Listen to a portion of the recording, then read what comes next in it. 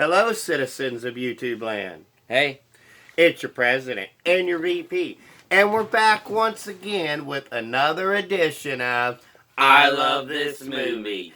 This time it's Ours.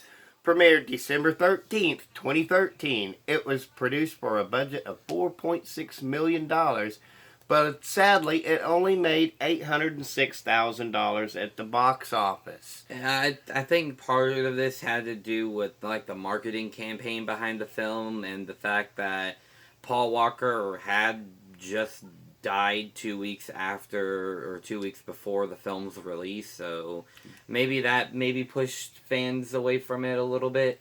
Maybe. Also, it currently, which is incorrect as usual, because who bothers with Rotten Tomatoes anyway? But for those of you who want to know, 61%. Yeah. So, anyways, the initial release of the film, the worldwide theatrical release, was on December 13th, 2013. But it was actually first released on March 10th, 2013, at the South by Southwest Film Festival. Yeah, so there you go, guys. This movie stars Paul Walker. He plays a character by the name of Nolan Hayes, and he has a baby. He's bringing his wife to the hospital. It's during the events of Hurricane Katrina, and she's in labor, and she has the baby, but sadly, she bleeds out.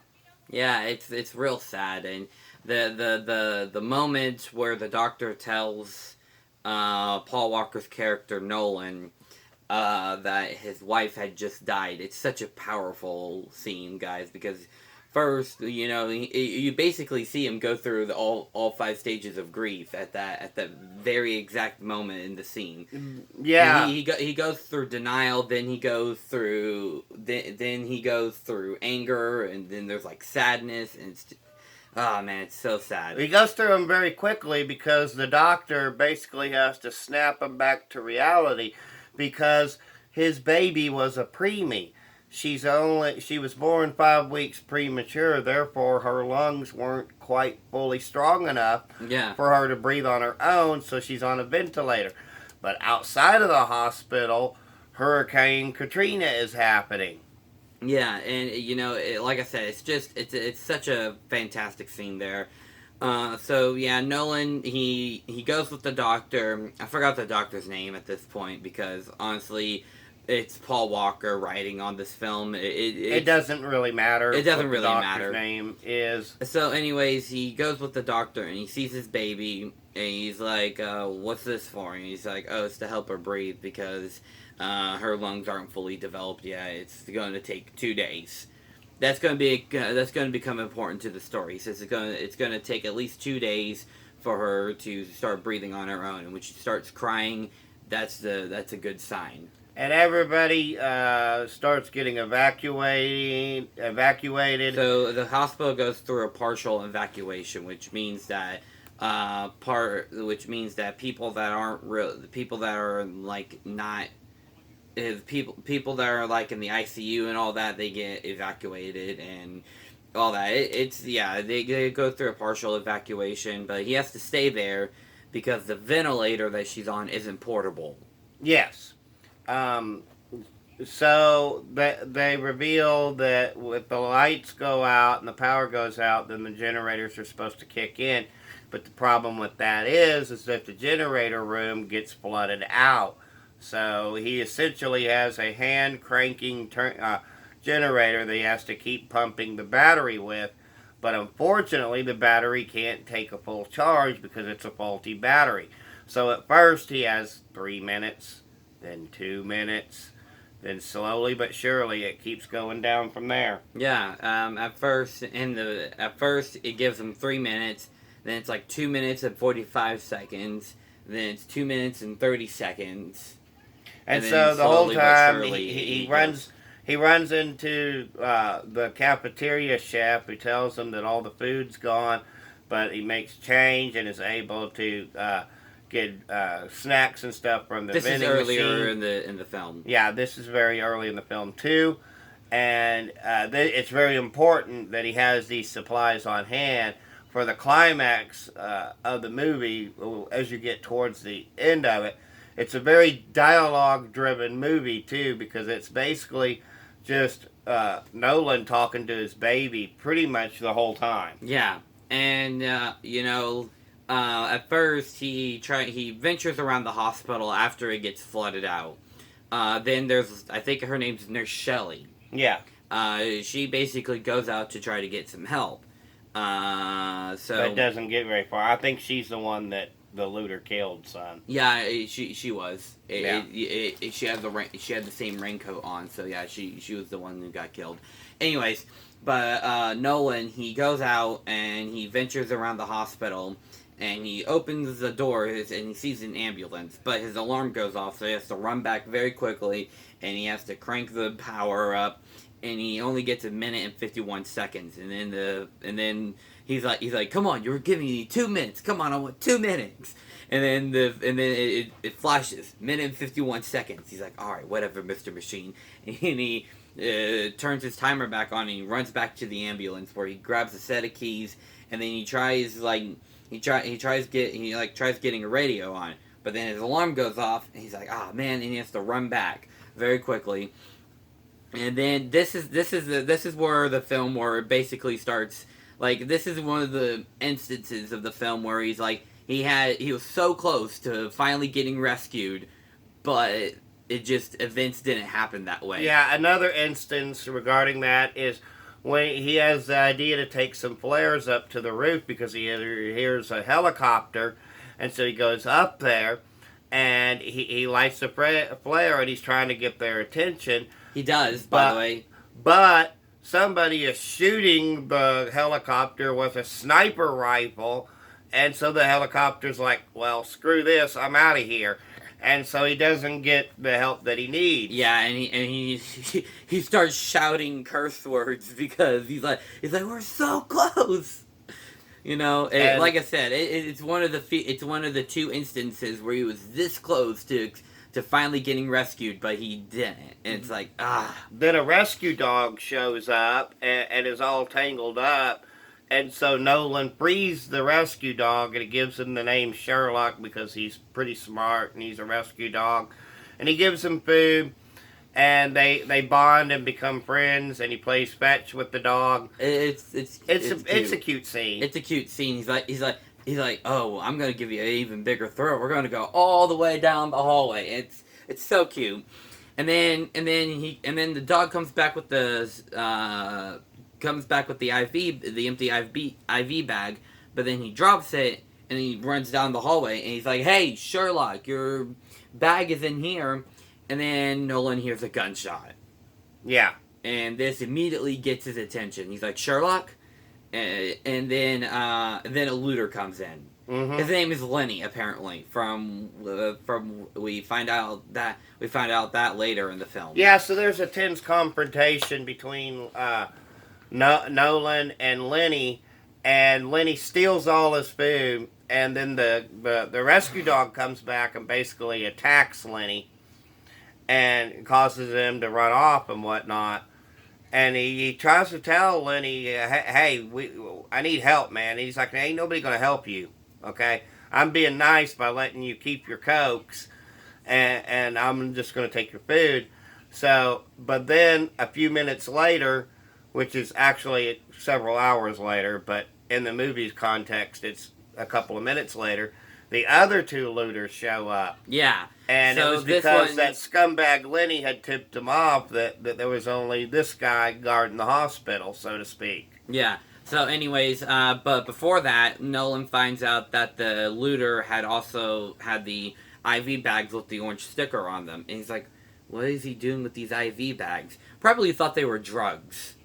Probably. When really they're actually nutrients for his baby. So it's like, it's not going to do them a look of good to get high off of nutrients for a baby. So, I mean... Yeah, but the other looters come in and they raid the cabinet of hydrocodones, and they're stealing supplies. So, but then Nolan takes 6 shots of adrenaline and stabs the guy right in the back with him.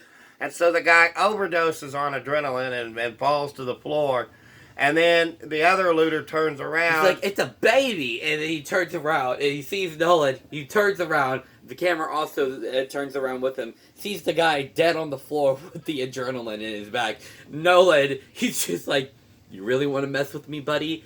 And then the guy goes to basically be aggressive towards him, so he shoots him dead in the face. And he goes back to his baby, and with every last strength, every last ounce of energy that he has, he tries to keep it going. So he goes to it's the next morning. He's very tired, and he's cranking the machine. He's cranking it, but then the crank handle breaks. So he goes to open the ventilator up to give his baby CPR using his own breath to make sure the baby can continue. And just as he's at the brink of exhaustion and passes out, who should show up but Sherlock? Sherlock had run out, the rescue dog that is. He ran out, he found rescue workers, and led them back to Nolan. And then we hear the baby cry, which means that it was strong enough to breathe on its own and live, because the baby hadn't cried yet. And guys, I'll tell you firsthand, because I was there, right there when he was born. That's the very first thing that you want, is for the baby to cry, because when the baby cries, of course, those of you who are parents out there, when your baby cries, that's when you know that your baby's actually strong and is clearing its lungs. That's what crying is doing. It's helping clear everything out for the baby. So anyways, guys, they put the baby in his arms, and there's this tearful moment. It's such a feel-good scene. It's like after everything he endured. He got knocked out when he tried getting to the generator room. He got knocked out from when the generator just basically went poof in his face. He nearly got rescued 2 times before this, but it came so close, but didn't happen. He had to fight off 3 looters. After everything, all this happened, he deserves this feel-good ending. And I will also say that the movie is interspersed with little flashback scenes of him and his wife, so it actually hits even more powerful what's going on because of the baby and her dying during the birth. All of those flashback scenes help, and it's really cool that they actually met because they stopped an armed robbery. Yeah, so Nolan, he stopped the guy with the gun, and so then the getaway driver, he grabs the duffel bag full of money, but then his wife comes in with her car and just went, poof, T-boned him. Yep. So, then they went out on a first date right afterwards. But, I'll also say that the movie was really well written and really well directed. Yeah. And there's... The director of the movie is also the writer. Yeah. So... Yeah. And, there's this one really cool, full wide shot that you see with the helicopter. And they also show scenes of the flood and the devastation and destruction of New Orleans at the time. It shows real news footage of Hurricane Katrina and the aftermath of Hurricane Katrina. And I thought that was really cool on how they were able to get their hands on that. So, anyways, let's just get on with it. I give this film, personally, a 5 out of 5. I really love this film. What say you, Dad?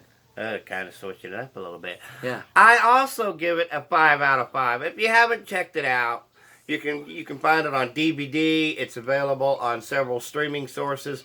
But unfortunately, if you go through streaming sources, you're going to end up paying $3.99 or whatnot. And we can tell you the first hand, I think we paid, what, $3.99 for the DVD used or something? Shoot, hold on. I got the prices. Here. Yeah, $3.99 for the DVD. So there you go, guys. If you're interested and you want to see Paul Walker's final film, there it is. It's available for $3.99 thereabouts on DVD. I think it's also definitely available on Blu-ray as well. And as I said, you can find it on the streaming sources. But of course, if you think that ours was Paul Walker's worst film. It's not, by the way. That's actually Tammy and the T-Rex, which is also pretty good and funny and hilarious. And maybe we'll get to it at another time. But just remember, we're just two idiots with a cell phone camera. Our opinions do not matter, except they actually do, because we have a YouTube show, except they actually don't. So, guys, here it is, of course. I'm having a little brain melt here. Up next for you guys later today is going to be the season 6. Finally, season 6 of Boy Meets World. Going to have that out for you guys. And Walker. The season finale of Walker later today as well, guys. Man, that's going to be good. So look forward to that. It's going to be a little bit because we're getting ready to go out and about. But we'll get back to this later on and we'll have it out for you guys later today. In the meantime, as always, peace and love from Denny and Son. Bye.